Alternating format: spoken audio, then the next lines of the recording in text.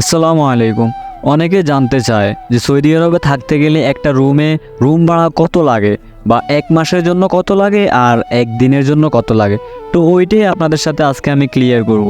তো চলে যাই আমি আমাদের রুমে, যেটা দেখে আপনারাই বুঝতে পারবেন যে এই রুমের ভাড়াটা কত নেয়। তো এইখানে দেখতেছেন আপনারা রাস্তার মাঝে অনেক গাড়ি দাঁড়িয়ে আছে। মানে এমন কোনো বাসা নাই যে তাদের একটা করে গাড়ি নেই, একটা বললে কম হয়ে যায়। একটা বাড়িতে যতটা মেম্বার থাকে, ফ্যামিলি মেম্বার থাকে, অতটাই গাড়ি থাকে।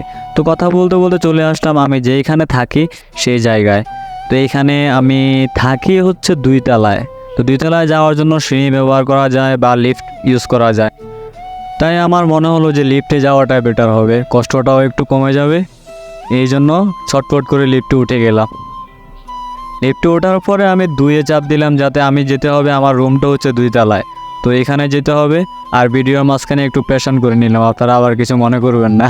তো এর ভিতরে আমি আপনাদেরকে বলে রাখি যে সৌদি আরবে রুম হিসেবে রুমের রেট, যেমন কি আমরা যে ফ্ল্যাটে থাকি যে বিল্ডিংয়ে থাকি, ওই বিল্ডিংয়ের একটা রুমের রেট হচ্ছে আপনার একদিনের জন্য প্রায় 1 থেকে 150 রিয়ালের মতো, আর বাংলা টাকায় প্রায় 3000 থেকে 3500 একদিনের জন্য। আর 1 মাসের জন্য তো হিসাব করলে আপনারা বুঝতেই পারবেন কত টাকা ভাড়া নেয়। তো আমি কথা বলতে বলতে চলে আসলাম আমাদের রুমের কাছাকাছি। এইখানে অনেক লোকে থাকে, যেমন সৌদি, ইয়েমেনি, মাসরি অনেকেই থাকে। তো এখানে আমি সামনে আপনারা যেটা দেখতে পারতেছেন, এটা হচ্ছে আমাদের কিচেন রুম। কিচেন রুম আমরা এতটা ইউজ করা হয় না, তাই একটু এলোমেলো বা অগোছানো অবস্থায় পড়ে আছে।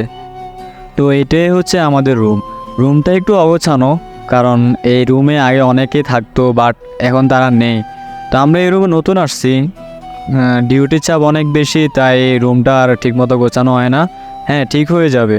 তো এই রুম নিয়ে আমরা কথা বলতেছি। এই রুমের ভাড়া হচ্ছে আপনার, যদি প্রতিদিনে 1 থেকে 150 রিয়াল ভাড়া হয়, তাহলে আপনারা হিসাব করেন 1 মাসে কত হয়। তো আপনারা এটা বলতে পারেন যে ভাই আপনারা এত টাকা দিয়ে এই রুমে থাকেন। না রে ভাই, আমরা এত টাকা দিয়ে এই রুমে থাকি না, আমাদেরকে কোম্পানি থেকে এই রুম দেওয়া হয়েছে।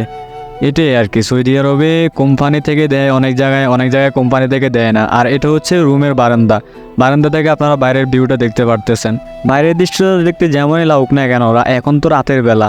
দিনের বেলা যখন আপনি দেখবেন যে মানে এখানে দাঁড়ানো যায় না, এত পরিমাণে রোদ থাকে, প্রায় 40 থেকে 50 ডিগ্রির মতো এর ভিতরেই রোদ থাকে, মানে তাপমাত্রা এমন থাকে। তো এটা ছিল আজকের ভিডিওটা ভালো লাগলে আমাদের পেজটা লাইক করে ফলো করে আমাদের সাথে থাকবেন। ধন্যবাদ।